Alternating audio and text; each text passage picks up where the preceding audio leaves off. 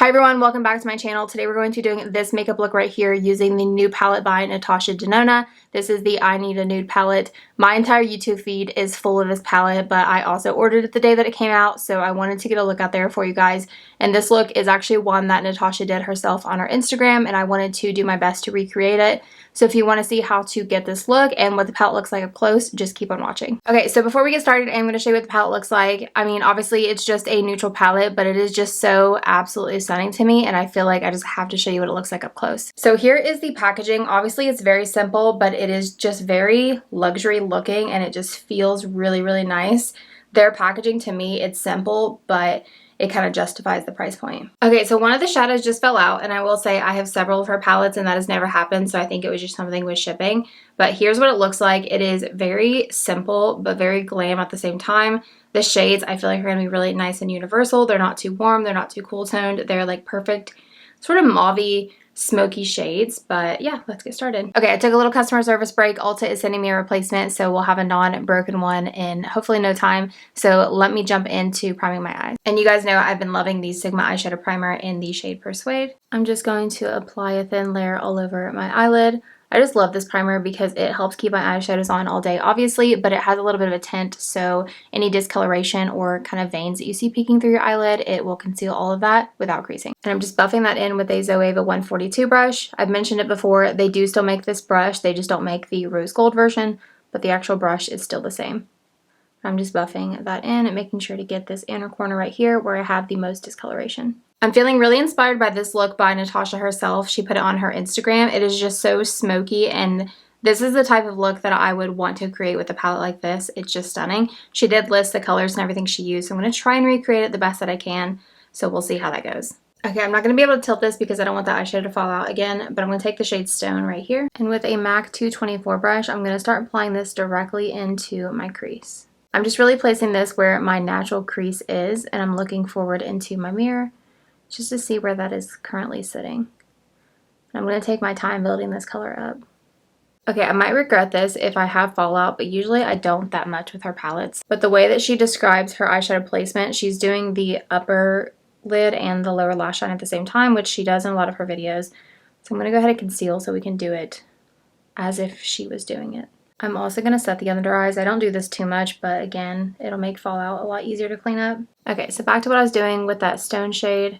She said that she applies that into her crease and then also on the lower lash line, which I'll switch to a smaller brush for. Okay, now with an E25 in that same color, I'm going to run that on my lower lash line. I'm just going to kind of wing the lower lash line because I don't know exactly what hers looked like. And I'm going to really connect these on that outer corner and make it really, really nice and blown out. Now she said she uses the shade Mesh to diffuse the crease. Okay, so I'm just using this eyeshadow really to diffuse everything out and make sure it blends nicely into the skin, and this is actually working beautifully. These two colors together are perfect. I mean, that's like a very smooth transition. And then I'm going to do the same thing on the bottom. I don't know if she does that, but that way it's cohesive.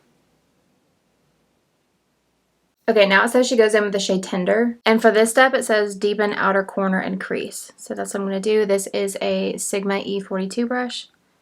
So I'm going to start putting that on the outer corner. Kind of using the side of the brush to really pack this on. And then now with that on the tip of my brush, I'm going to run that into the crease, really right in that socket that I have.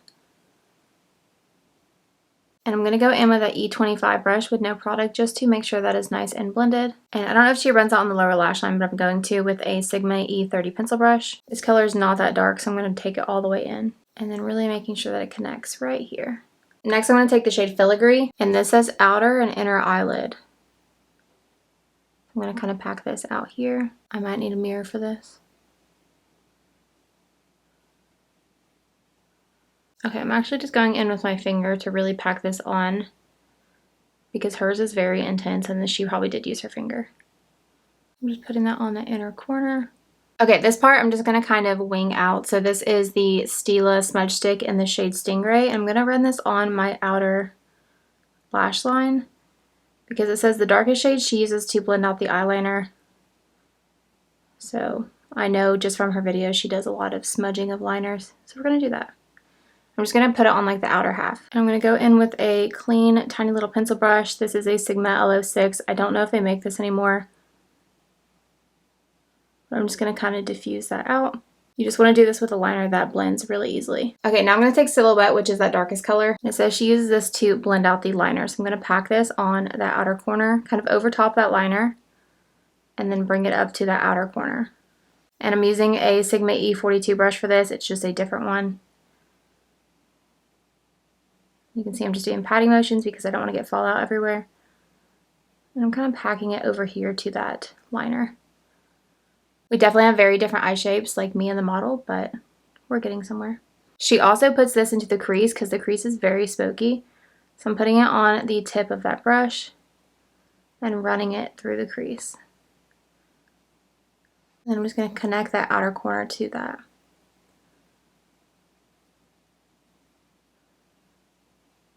Next, I'm going to take these shades Silhouette and Mesh, so the darkest and the lightest color. I'm going to mix them together on a E25 brush.